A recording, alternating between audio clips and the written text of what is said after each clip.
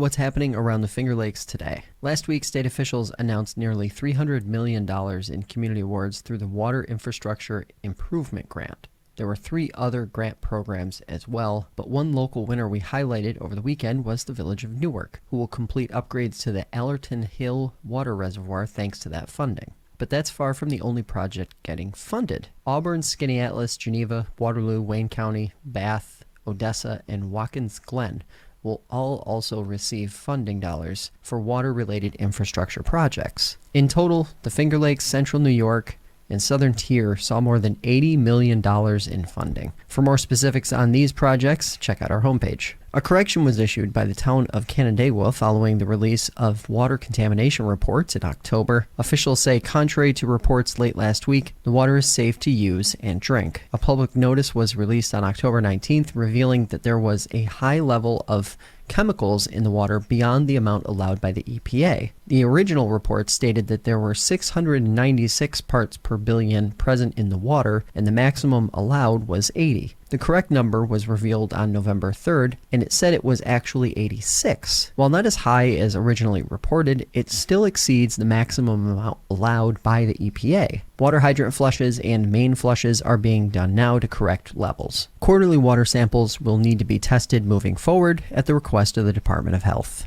And finally, an update on the story we've been following for you in Gorham. Frustrated residents let the town board there know that they aren't happy with the proposed budget. It was unveiled at a meeting last week. Board members took questions from residents for nearly 2 hours. At this point, the board has until November 20th to pass a budget. A public hearing is slated to take place later this week. Beyond the confusion about the budget, though, there were also errors and technical issues. The firm that prepared the budget was called into question and ultimately identified as a potential problem spot for the town board as it moves forward toward that November 20th deadline. For more on these stories and the latest headlines from around the Finger Lakes, visit fingerlakes1.com online or download the fingerlakes1.com app for Android or iOS.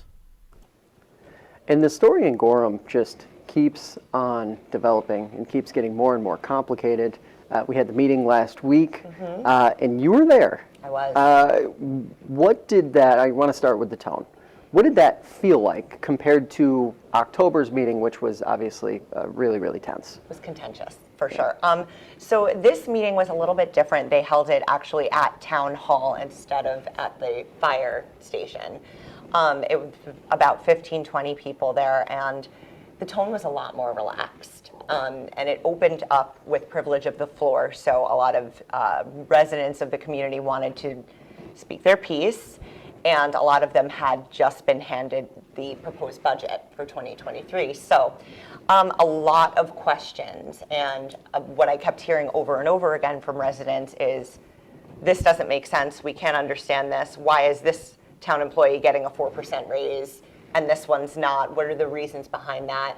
Where's this line item? All of these really convoluted things that go along with the mathematics of the budget where people had a hard time. In fact, at one point, there was a resident who actually zoomed into the meeting and said, you know, he said he was a retired electrical engineer, and he said he's done math like nobody's business.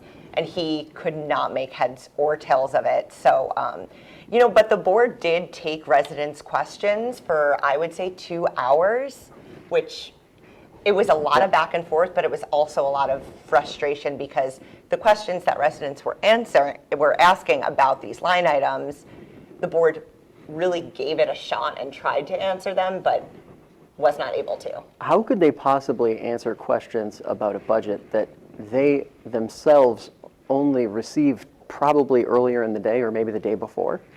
Well, you know, and I think that brings into question another part of the meeting that was frustrating for residents. The company that created the budget, it's an accounting firm out of Rochester called EFBR. I actually reached out to them, but you know, at one point they said, why, you know, we're the taxpayers, we're paying for the people who get this budget together. So they asked Brian Lazarus, one of the board members, did you ask the firm to be here at this meeting so they could explain this sort of convoluted budget to us? He said that he did ask them to be there, but they responded by saying that they didn't want to because it was the most toxic work environment that they had. That's according to Brian Lazarus. That's tough. So what then becomes the expectations, not only for the town board, but for those residents who are voicing concerns as we go forward toward the next meeting, which is this week, I believe, on Wednesday? Right, it's coming up this Wednesday. So this Wednesday. So the expectation is really going to be to see if those board members could take the questions from the public and get them to that accounting firm, and see if they can find a lot of the answers. They were writing a lot of them down. But when I say a lot of questions, I mean upwards of 50 questions, right? So they have their work cut out for them. And I think residents are expecting to speak more on the subject because Wednesday it's actually a public hearing.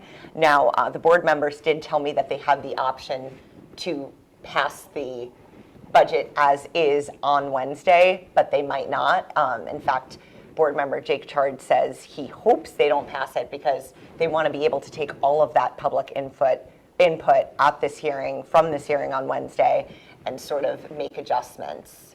And it's fascinating because these processes are always so complicated, and they always feel so rushed because oftentimes, whether we're talking about a village, a town, a city, or even a county, typically they don't get into the process until late August or September, and then by the time the public sees, even in the best case scenario, by the time the public sees a budget proposal, there's usually only maybe one and a half meeting cycles remaining before it has to be legally passed and adopted. So it'll be interesting to see how Gorham plays this out. It will, and I think the deadline for them to actually pass the budget is November 20th. Yep. So we're going to see. We will be at that meeting on Wednesday, I'm sure.